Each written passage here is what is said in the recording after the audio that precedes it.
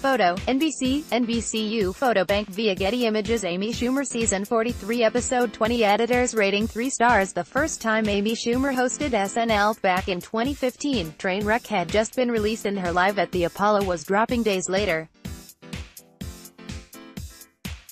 Though her latest projects are a disappointing movie, I Feel Pretty, and Special, the Leather Special, she's had many irons in the fire.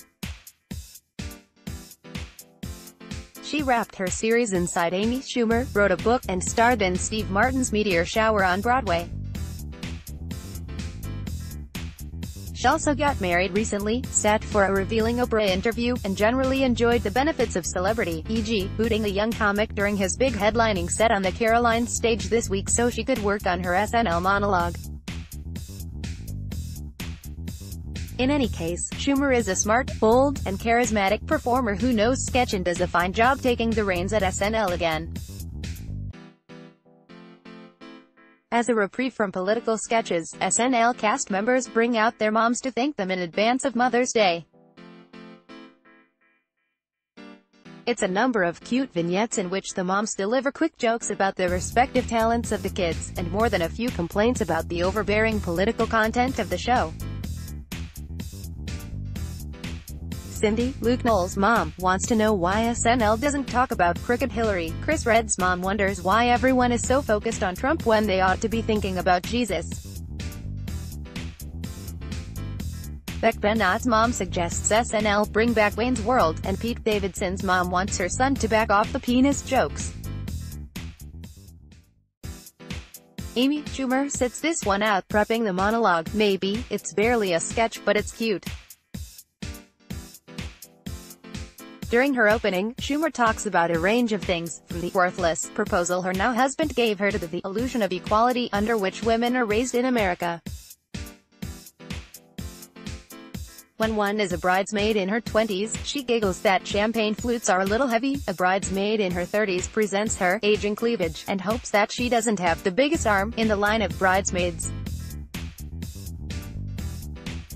When Schumer talks about needing to borrow tampons, she homes in on the whispery, embarrassing aspect of it. We were taught to be ashamed of being born human women. It's a show highlight, a good mix of physical, if not exactly body, humor with a side of the feminist thought for which Schumer has come to be known. This game show features 3 mother-child teams competing for a cash prize by answering questions about one another.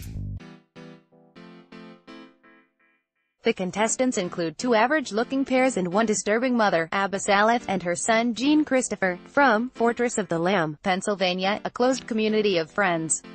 While the normals talk about kids' bad habits such as chewing their hair, the weirdos talk about sharing the same bed and kiss on the lips for long periods of time when they win points. While the sketch hints at a creepazoid crescendo to come, something a viewer both fears and anticipates, it never quite gets there. For this mashup of Sex and the City and The Handmaid's Tale, 4 ladies in red cloaks and white hoods, Schumer, Strong, Bryant, and McKinnon, gather in a dining hall to gossip under the watchful eye of guys with weapons. All The Handmaid's horrors get translated here to blasé, offhand puns which cause the ladies to giggle like carefree girls. They cry under his eye, before complaining about the bags under their own, and talk about one man who is hung up on a former handmaid who hung herself. This sketch feels like a nod to the feminist bent of Schumer's Comedy Central show, but it feels more like a play on the differences between the series than any sort of biting commentary. When a mother, Schumer, is awakened on Mother's Day by her husband and son with breakfast in bed, she can't help but remember the birth of that son as the best day of her life. While she regales him with stories about how much she smiled during the birthing process and how beautiful he looked when he emerged, there are flashbacks to terrifying scenes of screams, beeping machines, and terrifying delivery room realizations. "Cut my butthole in half," the mom cries at one point. At another point, she cries wondering if she is pooping. She is, after she tells the kid that every day since then has been better than the day before. The kid tells her that he had an accident in his bed and wants his mom to clean it. The message to moms: thanks for pretending it was easy. This is one at least the young moms will enjoy. On this Food Network cooking show, Tracy Jones and Purvis Thompson invite viewers to praise the Lord and pass the biscuits. Their recipes include Southern classics such as 4-cheese mac and cheese with bacon and potato chips. They seem a little oblivious about why everyone they know is getting heart disease or diabetes. Healthy Southern chef Kayla Schumer comes on to make vegetarian biscuits and gravy into smoothie. The former is 100% no meat except for a little bit of chicken and a lot of sausage, and the latter is a pecan pie in a blender, though the sketch makes a fine point about a seeming inability to connect ubiquitous rich, fatty cuisine to American health concerns. The religion gags only throw off the food gags, and the most fun bit might be the fact that the blender doesn't work. Update hosts congratulate Trump on a good week, and they talk about it. Michael Che says the only part of the deal Trump read, Che says, was the signature at the bottom that said, Barack Obama. Che believes Trump is undoing so much of Obama's legacy that Obama will begin disappearing from photos like Marty McFly in Back to the Future.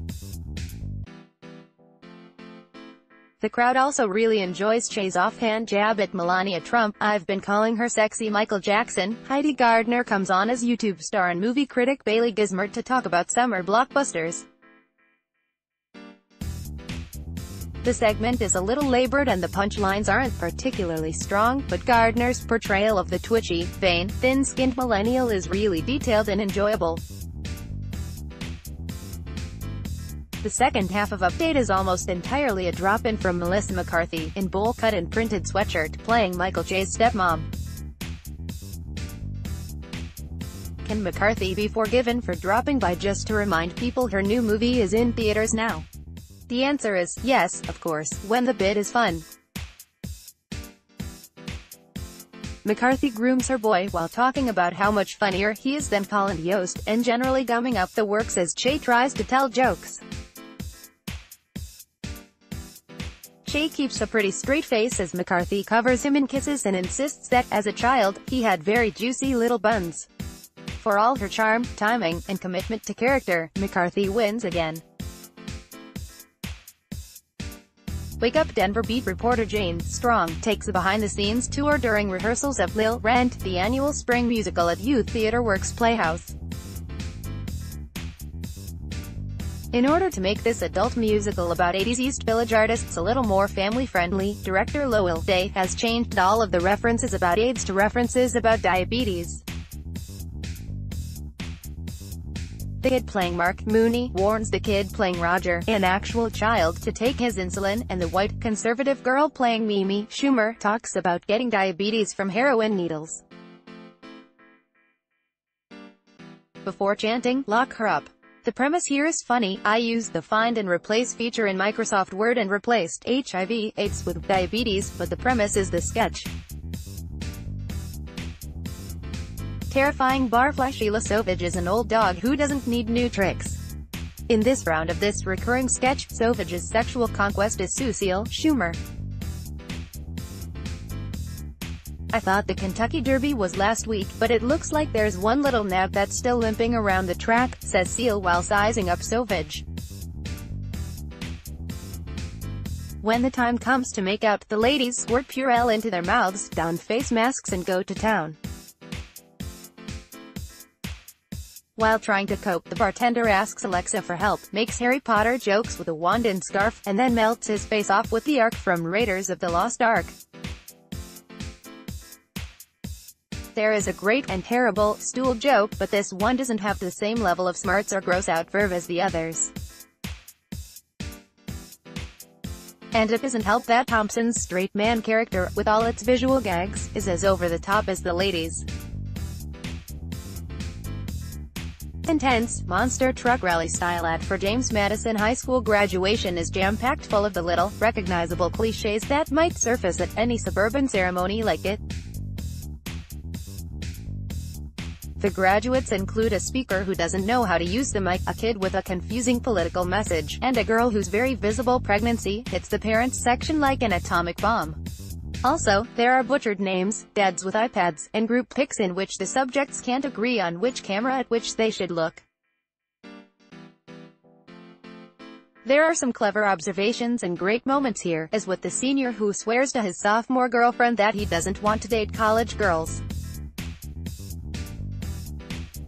Just as the cast members' moms needed a break from a political cold open, the SNL crew seemed happy to have a nice, light show opening and later sketches just to celebrate moms.